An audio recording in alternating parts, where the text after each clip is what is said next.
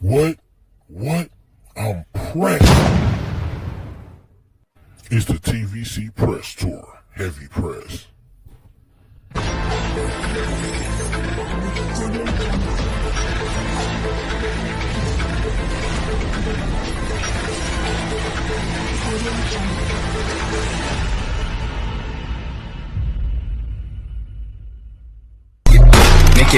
Make that pistol pop.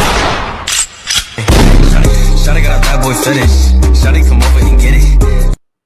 What up, though, YouTube? It's your boy Brillo. We back in the building as this press tour continues. Today, we talking about one of the most polarizing figures in the Power universe, and that figure is Kanan Stark. And we're breaking down one of his most infamous lines: "You're not a real killer until you kill somebody you love. The machine is ready."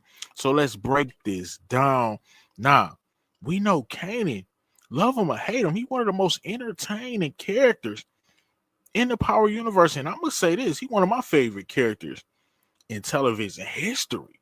He's one of the only people to have Ghost in a complete blender. He had the upper hand on Ghost, had Ghost calling him, man, "Hey, man, please help me, man. I don't know who trying to eliminate me, man. They trying to smoke me. They shooting at me at my own club, man. I don't know who it is." Whole time it was Kanan. Kanan feeding his fool wrong information.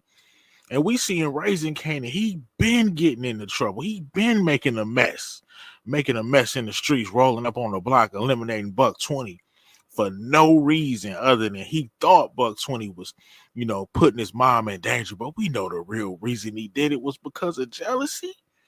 Kanan has been a grimy character since the beginning, and one of my all-time favorites, Heavy Press. Right, his whole play, his whole play to get rid of, Tariq, to get to exact his revenge on Ghost was, shall I say, masterful. One of the original masterminds from the Power universe, man. Had Tariq thinking his name was Slim, had everything going, which brings me to one of his most infamous quotes. Right, when he was in that car with Tariq, and Tariq asked him, like, "Damn, man, like, you smoked your own son. Like, how could you like, how could you do something like that?" Right, and he told Tariq, "You not a real killer until you kill somebody you love." And the whole question that we have as a community is, who did Kanan kill that he loved? Right, we saw him smoke jukebox, but that was after he told that to Tariq. Right, so who was this person that he was supposedly eliminated? Now, if you pay close attention to Raising Kanan, is one particular character who Kanan often refers to as his brother. This character, to be quite frankly with you, I can't stand him. Because to me, he's a straight sucker looking for a handout and feel like Kanan needs to take care of him like he's a housewife. And that character that I'm talking about is some of y'all favorite character, Famous. I will never forget last season on Raising Kanan, a whole contingent of the community saying, "Oh, Kanan did Famous wrong," when Famous didn't tell Kanan about the gun that rocked Planet. Famous didn't want to get to the bag, didn't want to make any money, stealing money from his mom. And let's not forget, they left us on a cliffhanger. All right, Famous was solid for right now, but when they put the pressure on him, and the pressure is coming with more bodies mounting. You know what I'm saying? You got dead cops you got a dead cop in the warehouse along with Ronnie and a bunch of other goons. The feds are actually losing. So if you think for 1 second, once they catch wind of Famous being locked up and they know his affiliation with Kanan, if you think they're not going to press this guy, then you got another thing coming.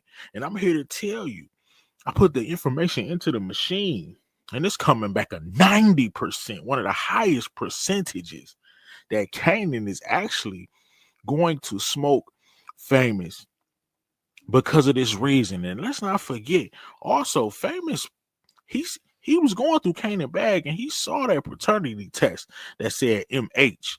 Now, Famous is dumb, but he ain't crazy. He gonna put two and two together and recognize that MH stand for Malcolm Howard, and that Malcolm Howard is actually his father.